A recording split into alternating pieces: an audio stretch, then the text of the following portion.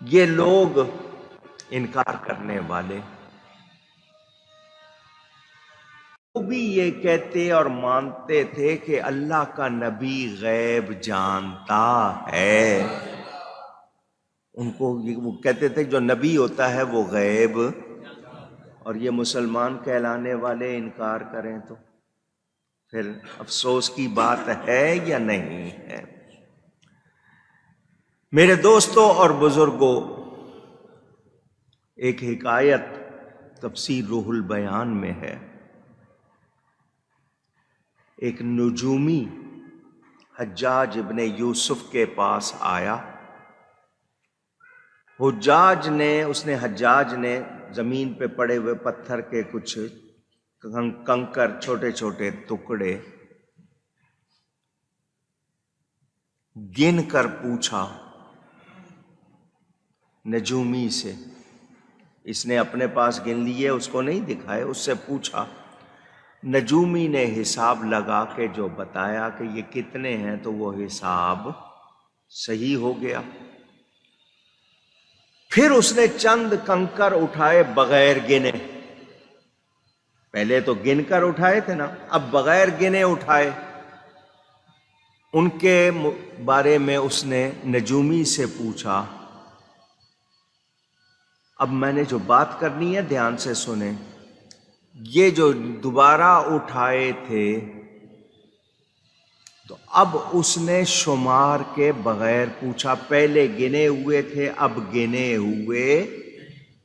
ہوئے تو وہ جو گنے ہوئے تھے وہ غیب نہیں تھا، یہ بغیر گنے جو چھپائے یہ غیب ہو گیا یا نہیں ہو گیا؟ نجومی سے اونچی ہو گیا.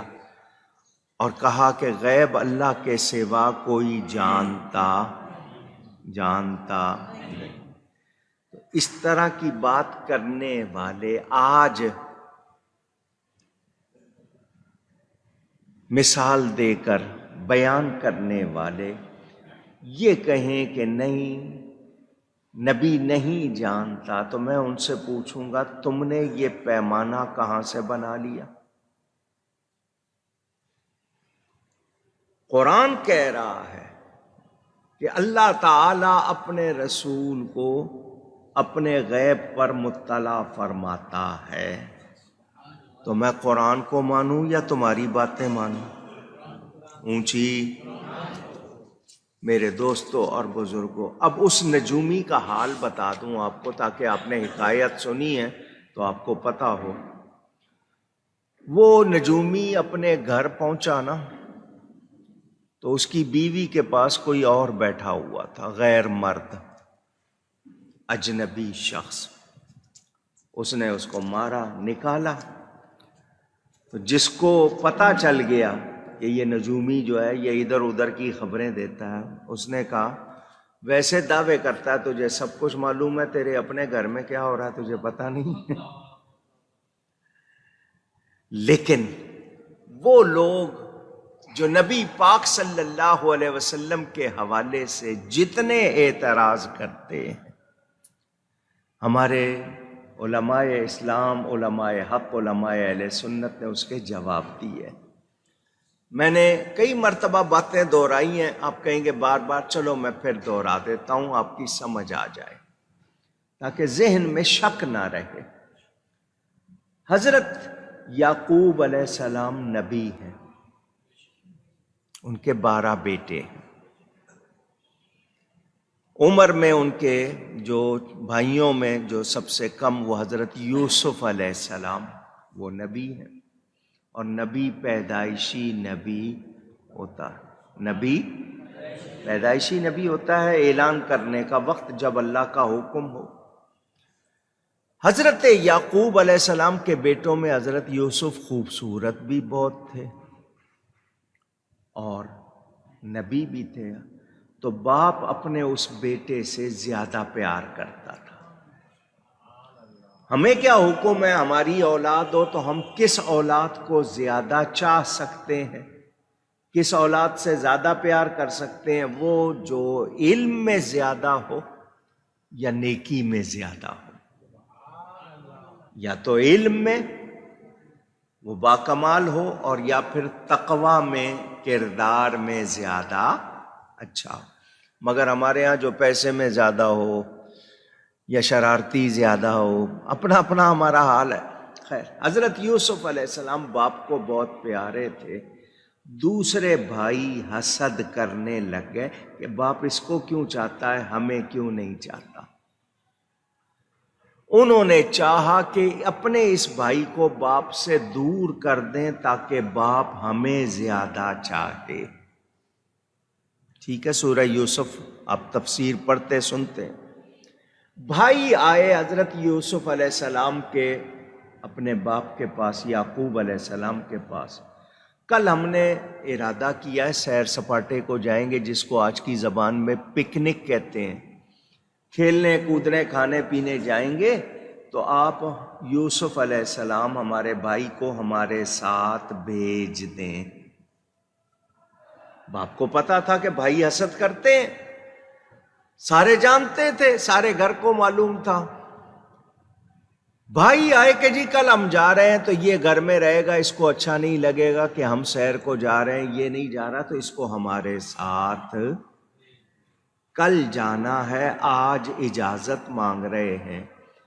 تو حضرت یعقوب علیہ السلام، قرآن پڑھو، وہ کیا کہتے ہیں؟ انی اخاف ان یاکلہ الذئب، مجھے ڈر ہے کہیں اس کو بھیڑیا نہ کھا جائے۔ مجھے ڈر ہے کس بات کا؟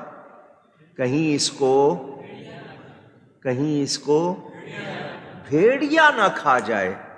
جو بات اگلے دن آ کر بیٹوں نے کرنی تھی، باپ ایک دن پہلے بتا رہے ہیں۔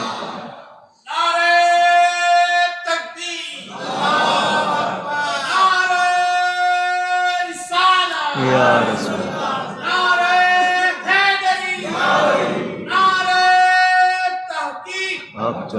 توجہ توجہ، آپ نے کہا مجھے، انہوں نے کہا جی ہم 10 کے 10 جوان مضبوط اعصاب والے، ہمارے ہوتے ہوئے ہمارے بھائی کو بھیڑیا کھا جائے، یہ کیسے ہو سکتا ہے؟ آپ نے فرمایا میں نے اپنا جو تھا خیال بتا دیا۔ وہ لے گئے، حضرت یوسف علیہ السلام کو کنویں میں ڈال دیا، ان کی قمیص اتار لی، جھوٹا خون لگا کر آ گئے اور کہا جی ہم نے اپنے سامان کے پاس یوسف کو بٹھایا تھا، فَأَكَلَهُ الذِّئْبُ، اس کو بھیڑیا کھا گیا۔ بھیڑیا، سورہ یوسف میں پورا واقعہ موجود ہے۔ جو بات بیٹوں نے آ کے کرنی تھی، حضرت نے پہلے بتائی یا نہیں بتائی؟ کہتے ہیں جی حضرت یعقوب کو پتا ہوتا تو حضرت یعقوب یوں نہ کرتے، وہاں نہ کرتے۔ وہ تمہارے کہنے پہ انہوں نے کرنا تھا یا رب کے کہنے پہ کرنا تھا؟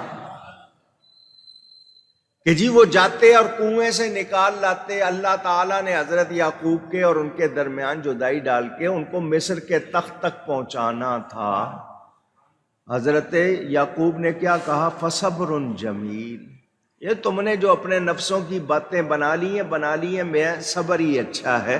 وہ جانتے تھے اسی لیے نہیں گئے، ورنہ میں سمجھاتا ہوں۔ سنیں، آپ کے بھائی بیٹے کے بارے میں کوئی ایسی خبر، صرف سمجھنے کے لیے بات کروں، اللہ معاف کرے کسی کے ساتھ ایسا نہ ہو، جنگل میں پتا چلے کہ جی آپ کے بیٹے بھائی کو، بچے کو کوئی بھیڑیا کھا گیا ہے، تو آپ گھر بیٹھے رہیں گے یا جائیں گے وہاں؟ پوچھ رہا ہوں۔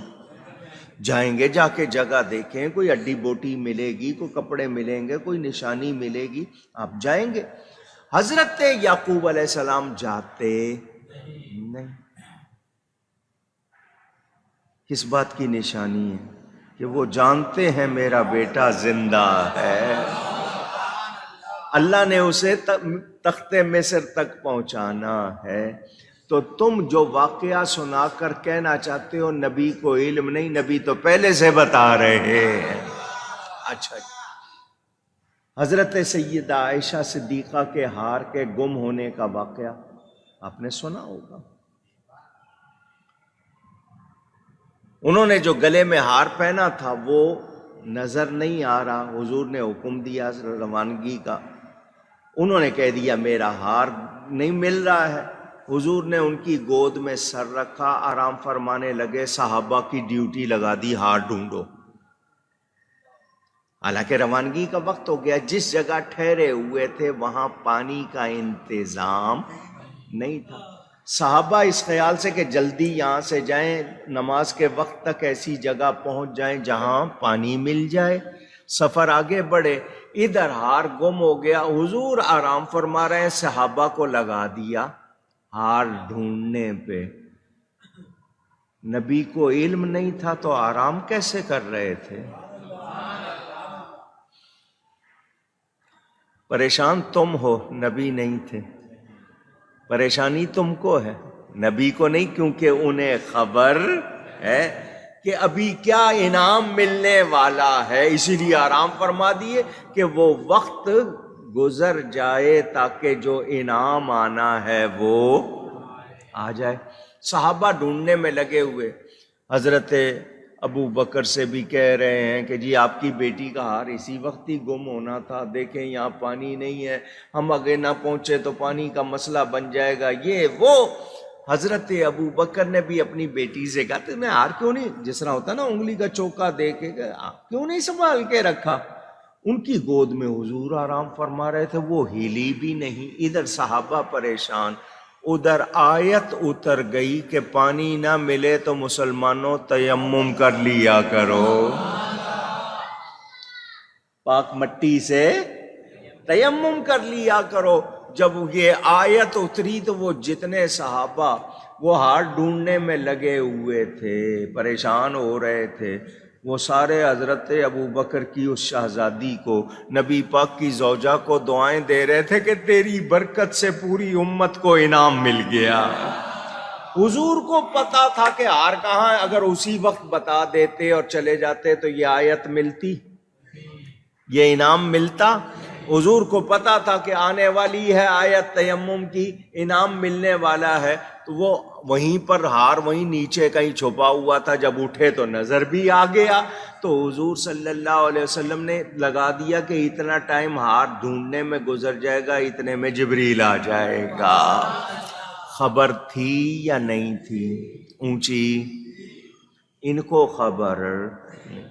میں نے کہا نا، جو بات یہ سنائیں گے کہ خبر نہیں تھی، اسی بات سے پتا چلے گا کہ خبر تھی۔ یہ ماننے والے، نافرمانی جو ہے نا، اس سے بڑی جہالت کوئی نہیں۔ میں نہیں مانتا تو یہ دل کے اندھے ہیں، یہ دل کے اندھے۔ ایمان والے ہوتے تو کبھی بھی یہ انکار نہیں کرتے۔ میرے دوستوں اور بزرگوں، بتانا یہی ہے آپ کو کہ ہم لوگ ایمان والے ہیں تو ہم یہ مانتے ہیں اللہ کی عطا سے نبی جانتے۔ تو تم لوگ آج ان کے ساتھ نہ ہو جانا جو انکار کرنے والے۔ تو ہمیں ایک تو نبی کے علم میں شبہ نہیں کرنا، دوسری بات یہ کہ ہم نے کافروں کی طرح قیامت کا مذاق نہیں اڑانا۔ مذاق میں بھی دیکھا جائے گا جب قیامت، نہ ایسا نہیں۔ ڈرنا ہے اور اس کے لیے تیاری کرنی ہے تاکہ وہاں ہمیں تکلیف نہ ہو۔ تو یہ پیغام آپ کے لیے۔ تو وہ کافر نہیں مانے، آج بھی بہت سے نہیں مانتے، تو جو ایسا کر رہے ہیں وہ نیرے گھاٹے میں ہیں۔ کس میں ہے؟ عذاب آنا ہے، عذاب آنا ہے۔ یہ مانے یا نہ مانے، قیامت قائم ہونی ہے۔